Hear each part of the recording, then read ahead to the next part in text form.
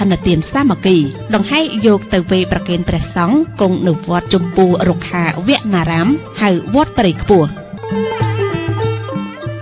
ខ្ញុំព្រះករណាយើងខ្ញុំទាំងអស់គ្នាជាក្រុមគ្រួសារបងប្អូនកូនចៅ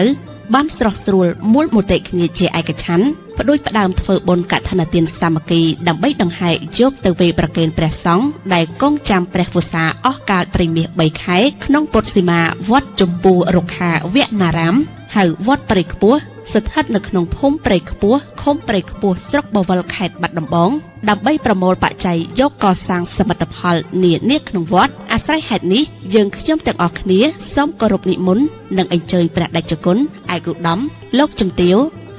លោកស្រីលោកគ្រូអ្នកគ្រូសិស្សសានុសិស្សនិងពុទ្ធបរិស័ទជិតឆ្ងាយសូមចូលរួមអនុមោទនាបុណ្យតាមកម្លាំងសទ្ធាជ្រះថ្លារៀងខ្លួនដោយសោមនស្សរីករាយនិងដោយមេត្រីធម៌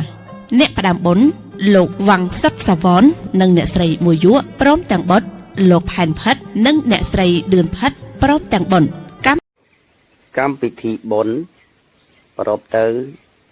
ថ្ងៃសៅរ៍11រោចខែអស្សុជឆ្នាំម្សាញ់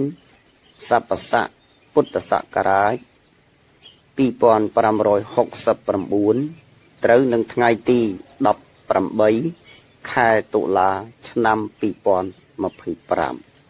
កវេលាម៉ោង 1:00 នាទីរសៀលជួបជុំពុទ្ធបរិស័ទជិតឆ្ងាយនៃអង្គកឋិនទានសាមគ្គីម៉ោង 4:30 នាទីរសៀលអ្នកមស្ការព្រះរតនត្រ័យសមាទានសិលបន្ទាប់មកនិមន្តព្រះសង្ឃចម្រើនព្រះបរិជាជ័យមង្គលម៉ោង 5:30 នាទីល្ងាចនិមន្តព្រះគ្រូសង្ឃវៈរសត្ថាយិនវុធីអនុគុណស្រុកបវលសម្ដែងព្រះធម៌ទេសនាម៉ោង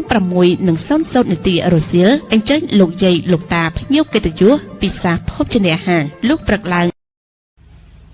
ងថ្ងៃអាទិត្យ12រោចខែអស្សុជឆ្នាំម្សាញ់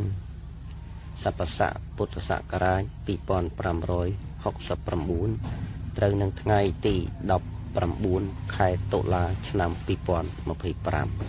យេគូដល់ព្រះសង្ឃម៉ោង 10:30 នាទីព្រឹកវេផតហាប្រគេនព្រះសង្ឃម៉ោង 1:00 នាទីរសៀលរៀបចំក្បួនដង្ហែអង្គកឋិនទានសាមគ្គីប្រតិសិន3ជុំព្រះវិហាររួចវេប្រគេនព្រះសង្ឃជាកិច្ចបញ្ចប់នៃកម្មវិធីបុណ្យបញ្ជាក់099 28 80 98 060 22 77 44និង096 695 90សូមបងប្អូនមកលេងកម្សាន្តសប្បាយរីករាយទាំងអស់គ្នាសូមអរគុណនិងអរព្រះគុណ